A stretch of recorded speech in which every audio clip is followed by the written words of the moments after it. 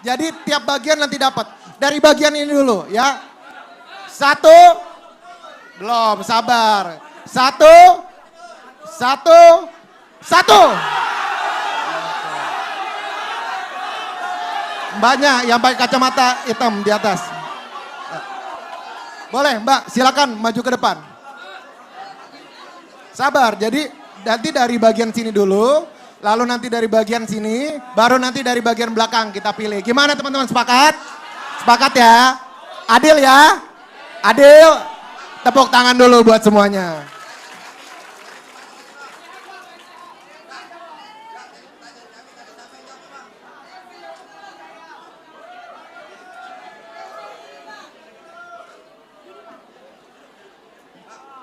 Oke, sebelum kita mulai, waktu untuk bertanya 1 menit dan akan dijawab selama 2 menit oleh Pak Anies. Nanti kalau misalnya masih mau ada tanggapan, boleh dalam 1 menit dan Pak Anies akan membalas selama 1 menit. Silakan Mbak, perkenalan terlebih dahulu dan silakan bertanya. Cek. Assalamualaikum warahmatullahi wabarakatuh. Selamat siang semuanya. Sebelumnya saya ingin memberi penjelasan dulu. Mungkin pertanyaan saya ini udah saya rangkum, tapi jika lebih dari 1 menit saya minta maaf.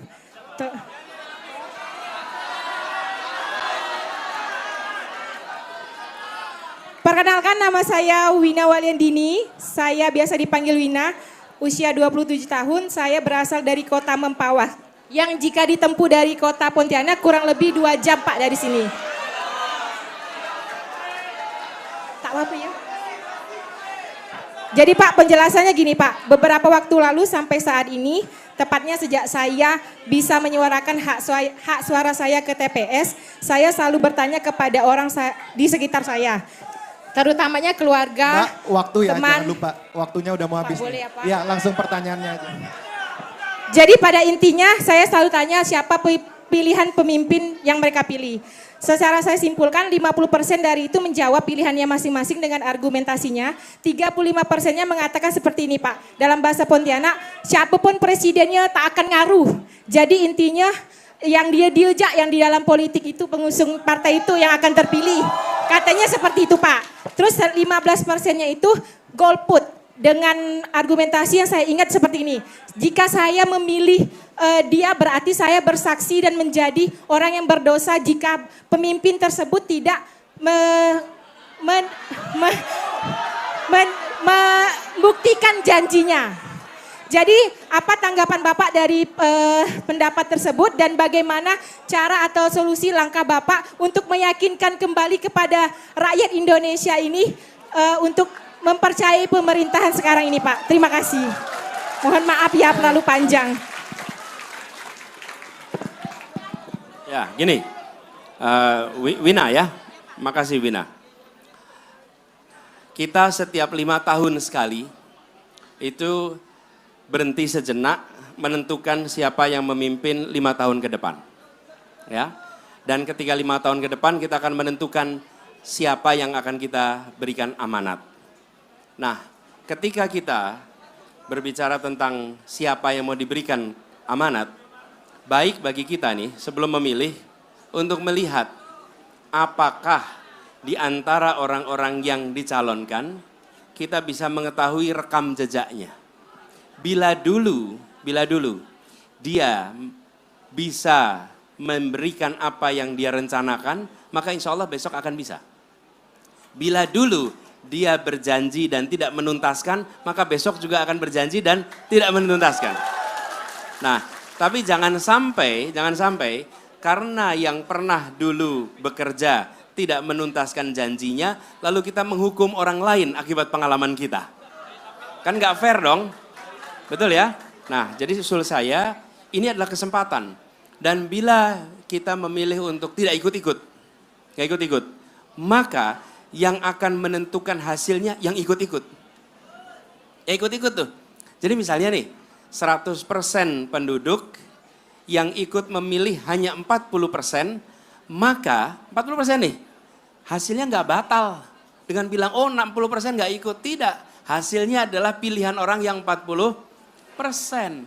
Nah justru menurut saya teman-teman seperti Wina dan lain-lain yang peduli tentang ide, peduli tentang gagasan, peduli tentang Indonesia, justru mereka yang harus mewarnai pilihan. Jangan sampai pilihan itu justru dilakukan oleh mereka-mereka yang tidak menghayati dengan detail. Apa yang terjadi? Bila itu muncul, yang punya logistik banyak, yang akan bisa membentuk opini karena banyak sekali orang yang tidak ikut di dalam pola-pola seperti diskusi ini. Ya, gitu Wina jawabnya.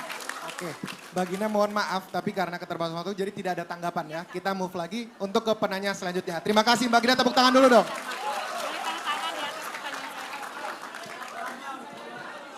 Sabar. Tunggu dulu ya, kita tunggu dulu ya. Sekarang kita move ke bagian sini, oke? Bagian sini ya, teman-teman semua. Sabar belum, tangannya di bawah dulu dong, tangannya di bawah dulu, oke.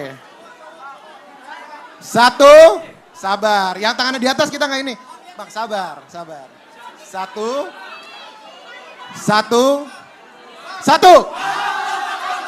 Bapak, boleh silakan Pak. Sabar. Pak, silakan Pak, waktunya 1 menit.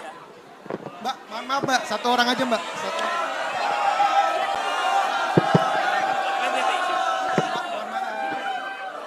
Bismillah, Assalamualaikum warahmatullahi wabarakatuh.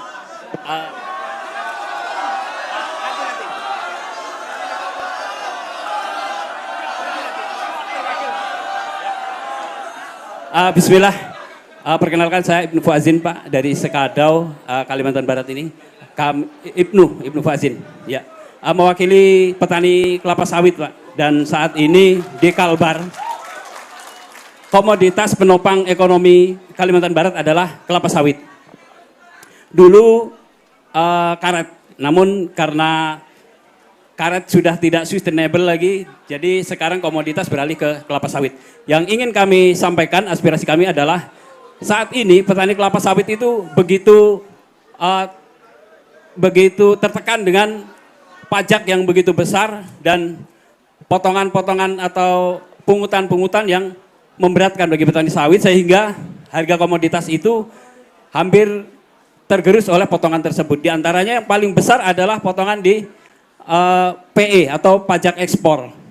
Nah, pajak ekspor ini Pak, waktunya terkumpul di BPDPKS, dana terkumpul 178 triliun. Kembali ke petani itu tidak sampai 10 triliun. Dan itu Pak, untuk boleh mengakses langsung ke pertanyaannya Pak, Siap. waktunya sudah habis. Untuk mengakses dana tersebut sangat persulit. Harapan kami ketika jadi Bapak nanti menjadi presiden, berbuat adillah kepada kami. Harapannya adalah dari dana BPDPKS itu kami bisa mendapatkan BPDPKS, Badan Pengumpul Dana, Badan Penghimpun Perkebunan Kelapa Sawit.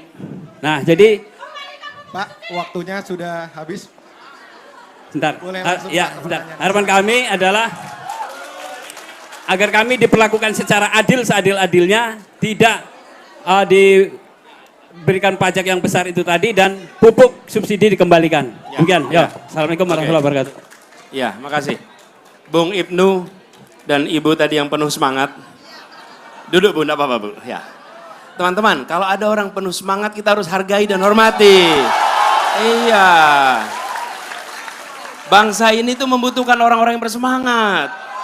Kita enggak butuh orang yang loyo, lunglai, menonton, betul. Nah, jadi gini. Pertama, kami ingin tata niaga itu dibuat menjadi sehat. Oke? Yang kedua, perpajakan yang adil. Karena ini keluhan bukan hanya pada oleh petani sawit saja. Bahkan nelayan-nelayan pun itu memiliki concern yang sama soal perpajakan ini. Lalu khusus untuk BPD PKS, ini nanti kita akan koreksi sama-sama supaya lebih berkeadilan. Prinsip kami, ini kami sampaikan pada semua. Kami ingin setiap peraturan yang dibuat bisa menjawab sebuah pertanyaan sederhana. Bahwa peraturan ini memberikan rasa keadilan. Oke? Seringkali ketika peraturan dibuat, pertanyaan itu tidak ada. Sehingga bikin peraturan saja tanpa memikirkan ini adil atau tidak. Negara tidak boleh berdagang dengan rakyatnya. Negara itu tugasnya adalah memakmurkan dengan mengolah semua sumber daya yang ada. Itu prinsipnya, Bung Ibnu. Insya Allah kami bawa aspirasinya. Terima kasih. Oke, baik. Terima kasih banyak Bang Ibnu. Sekarang kita move ke belakang ya. Ke belakang ya. Ya siap. Sabar, sabar. Tangan di bawah dulu. Tangan di bawah dulu. Tangannya di bawah dulu. Bang, tangannya di bawah dulu bang. Tangannya di bawah dulu. Sabar bang. Yuk. 1. Sabar, sabar. Yuk ulang lagi, ulang lagi. 1, 1, 1.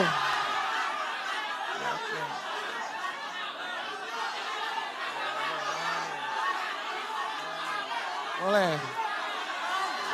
Yang pakai sweater warna putih boleh, silakan. Hah? Ini. Boleh, silakan, silakan. Masuk, maju. Bang.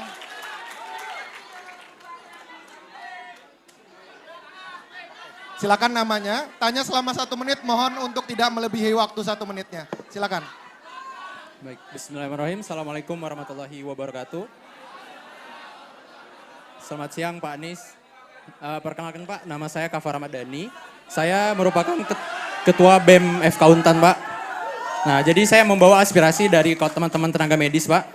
Di sini ada beberapa pertanyaan yang bakal saya tanyakan ke Bapak. Yang pertama terkait dengan bagaimana cara Bapak bisa menjamin tentang kesehatan di Indonesia lebih lanjut lagi. Terutama terkait dengan penyakit yang menular, penyakit yang tidak menular, dan terkait dengan bagaimana pemerataan tenaga medis di seluruh Indonesia. Yang kedua Pak, bagaimana Bapak bisa menjamin hak kami untuk melanjutkan pendidikan ke jenjang lebih selanjutnya Pak. Jenjang lebih lanjut dan bagaimana juga cara kami Pak untuk mendapatkan kepastian hukum Pak ketika nanti kami menjadi seorang tenaga medis. Dan juga tadi ada titipan pertanyaan dari teman saya, apakah Bapak bisa mengesahkan tentang undang-undang kefarmasian Pak? Begitu Pak. Mungkin sekian dari saya sampaikan, lebih kurangnya mohon maaf. Terima kasih Pak. Yang kedua, pertama menular. Kedua pendidikan dan kesejahteraan tenaga medis. Dengan pendidikannya sama kepastian hukumnya Pak. Oke, baik. Boleh Bang Anies dijawab selama 2 menit, silakan. Bung Kafa yang saya hormati. Teman-teman, mana tadi? Dia bawa tulisan ini nih. Buat saya, bukan soal tulisannya. Dia memikirkan betul bahwa saya akan berada dalam sebuah kompetisi dan saya harus menunjukkan faktor diferensiasi dibanding yang lain. Oke? Ya Pak begini nih. Ini ingat-ingat nih. Ini mana dia nih? Ini namanya marketing tools. Dan laku dia. Langsung dapat kesempatan. Bung Kafa, apa yang tadi Anda sampaikan? Ini beberapa yang tadi disampaikan. Tapi saya ingin jawab dulu terkait dengan penyakit menular. Begini, di dalam menyusun program, pemerintah itu punya kewenangan. Tapi belum tentu punya keahlian. Jangan sampai punya kewenangan dianggap punya keahlian. Jadi harus bagaimana? Kesehatan masyarakat itu ada ilmunya. Dan ilmu itu harus digunakan dalam menyusun program. Jadi itulah yang kami gunakan ketika kami bertugas di Jakarta. Maka penyusunan program itu melibatkan para ahli. Dan para ahli itu menyusun lalu libatkan juga stakeholder terkait. Nah, siapa ujung tombak? Teman-teman sekalian, salah satu ujung tombak yang bisa digunakan adalah kader Posyandu, kader PKK yang berada di ujung tombak masyarakat, yang mereka bisa membantu kegiatan-kegiatan yang punya 2 sifat, promotif, preventif. Ketika sampai pada kuratif, nah itu baru nanti tenaga kesehatan. Tapi yang 2 ini kita harus lakukan. Isi programnya kita harus bekerja sama dengan teman-teman para pakar khususnya pada kesehatan masyarakat. Kemudian Soal pendidikan, saya melihat pendidikan untuk keahlian di bidang kesehatan ini harus ada dukungan fiskal dari negara. Karena kalau tidak, untuk mengikuti pendidikan kedokteran ini biayanya mahal. Dan ketika biayanya mahal, maka bila itu dilakukan oleh pribadi, dia akan memandang ini sebagai investasi pribadi. Karena investasi pribadi, setelah lulus dia harus mencari keuntungan untuk mengembalikan investasi pribadinya. Betul tidak? Tapi bila yang mengeluarkan anggaran itu negara, maka negara melakukan investasi dengan cara mendidik anak-anak muda untuk memiliki keahlian di bidang kedokteran, dan lalu mereka nanti mengembalikan investasi negara dalam bentuk memberikan kesehatan yang baik untuk masyarakat. Jadi saya termasuk yang berpandangan biaya pendidikan itu atau pengeluaran di bidang pendidikan jangan dipandang sebagai cost, tapi dipandang sebagai investasi.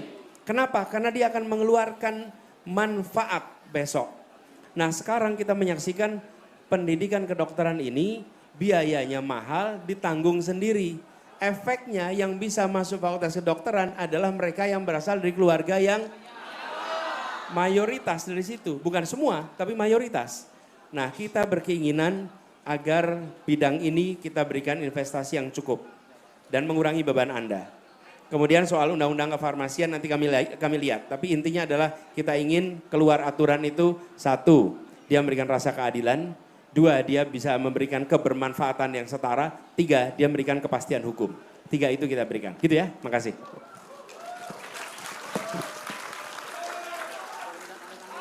Oke, baik. Terima kasih untuk Bang Kava. Kita tepuk tangan dulu dong untuk Bang Kava.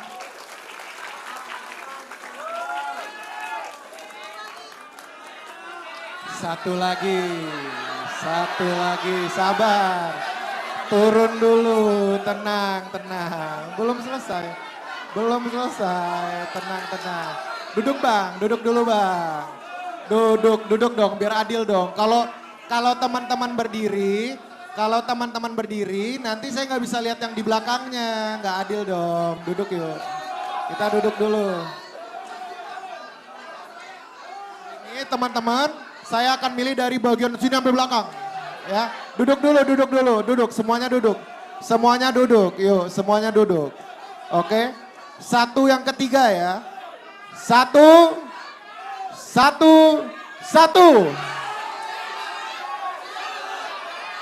Di belakang ada ibu-ibu yang pakai masker, pakai kerudung di sana, boleh silakan Bu.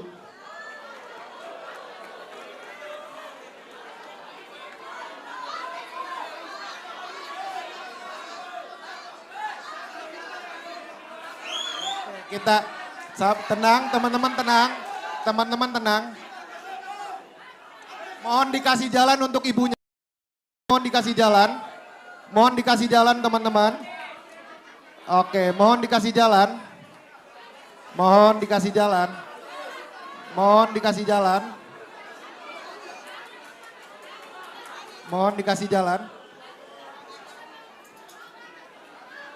Ibu silakan duduk di sana. Memperkenalkan diri. Maaf, permisi. Ini Pak. Ibu punya waktu 1 menit untuk bertanya, nanti akan dijawab 2 menit oleh Pak Anies. Silakan. Terima kasih. Assalamualaikum warahmatullahi wabarakatuh. Maaf Pak. Mohon tenang terlebih dahulu teman-teman, mohon tenang. Kita menghargai ibu yang sedang bertanya di depan. Mohon tenang terlebih dahulu. Oke. Silakan Bu. Saya kali ini mewakili emak-emak Pak. Oke Pak. Konstitusi kita UUD 1945 itu telah mengamanatkan. Sebut saja nama saya Aisyah Pak. Aisyah. Saya ibu rumah tangga yang kebetulan memiliki anak berkebutuhan khusus Pak. Saya ulangi, konstitusi kita UUD 1945 telah mengamanatkan bahwa tiap-tiap warga negara berhak atas pendidikan.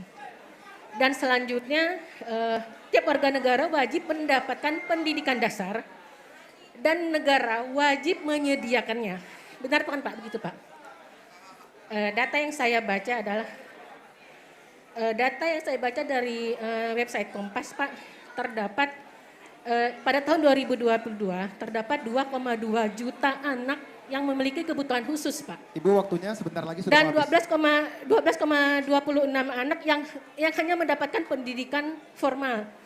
Ya saya yakin bahwa keadaan ini bukan karena ketidakpahaman orang tua, tapi karena minimnya akses pendidikan untuk anak-anak berkebutuhan khusus, Pak.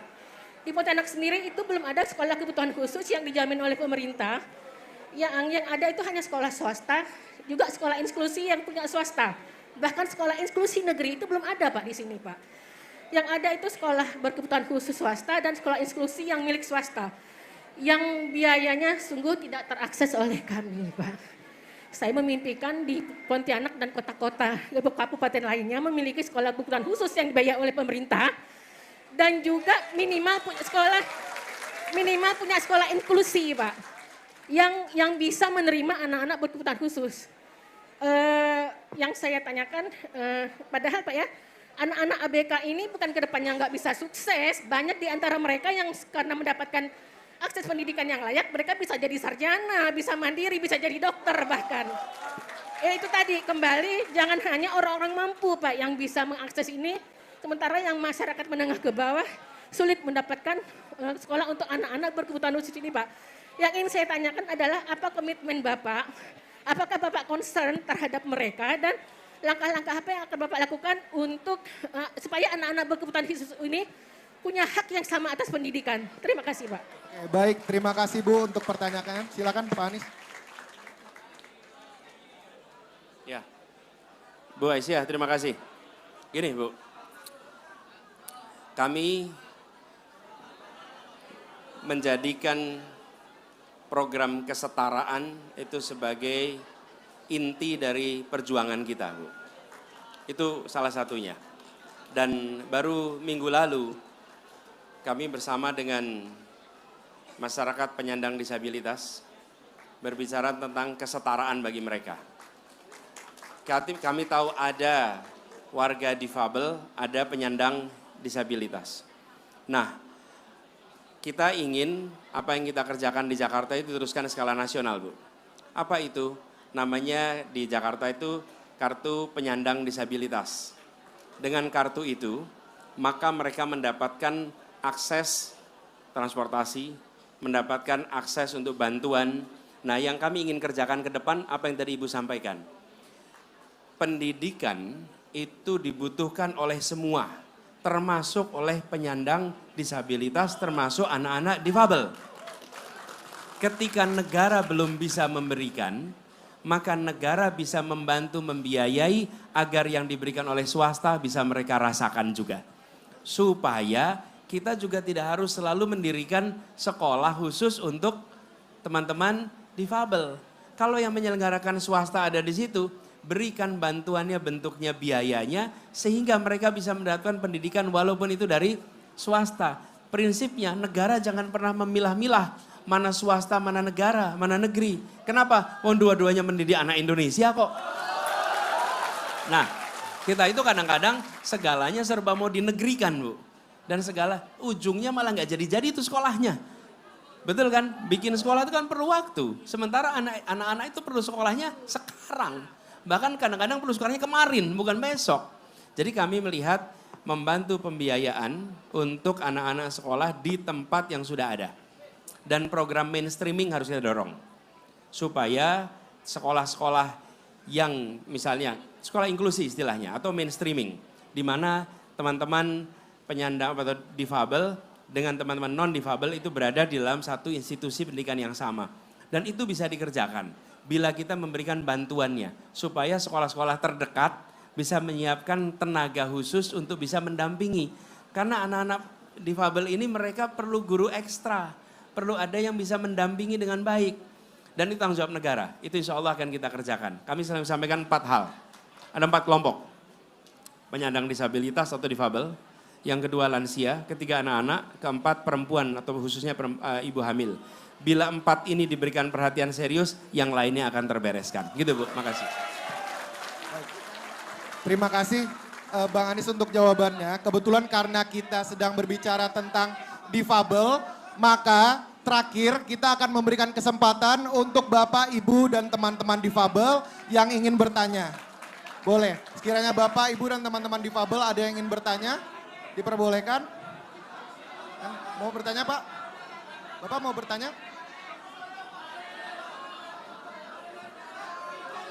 Pak, silakan. Bapak boleh maju ke depan.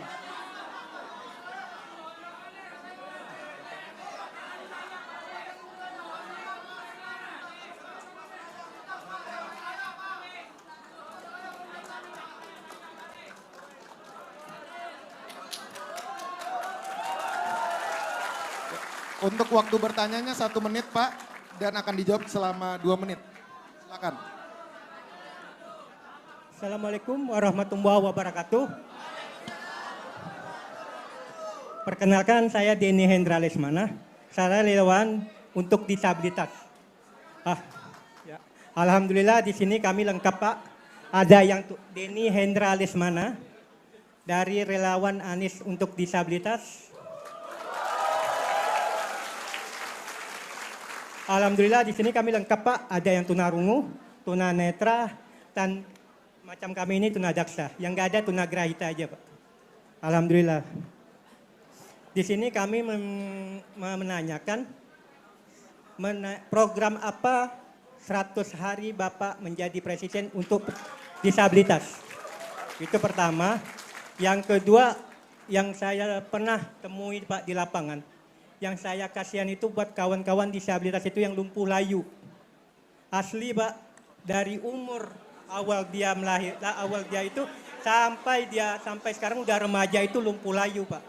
Jadi mohonlah Pak untuk kawan-kawan disabilitas yang lumpuh layu itu mohon diperhatikan dengan serius Pak. Dan juga Bang, mohon untuk acara ini tolong untuk suara untuk kawan-kawan yang tunarungu nggak jelas Bang. Tolong ada penerjemahnya. Biar kawan-kawan tunarungu bisa mencerna apa yang kita bicarakan pada hari ini. Itu aja Bang. Assalamualaikum warahmatullahi wabarakatuh. Waalaikumsalam.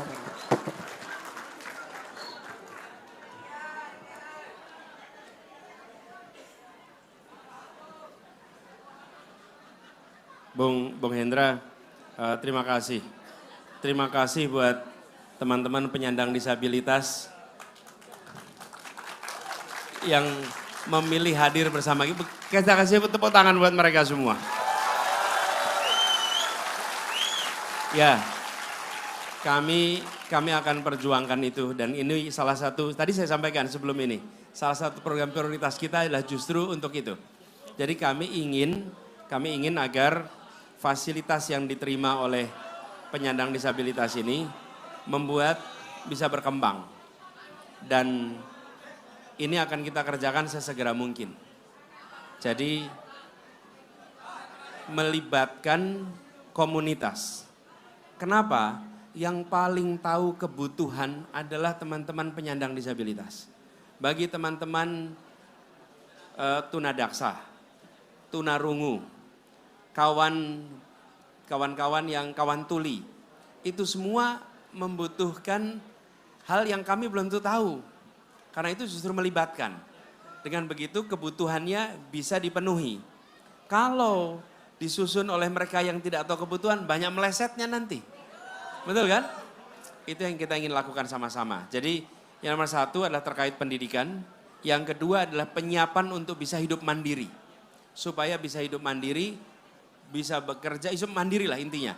Mau bekerja untuk orang lain, mau berusaha, tapi bisa hidup mandiri, punya keterampilan dan punya kemampuan untuk mobilitas. Bila itu diberikan, maka teman-teman saya yakin bisa tumbuh berkembang dengan potensi yang dimilikinya. Jadi itu yang jadi prioritas kita, gitu ya. Oke, makasih Mendra.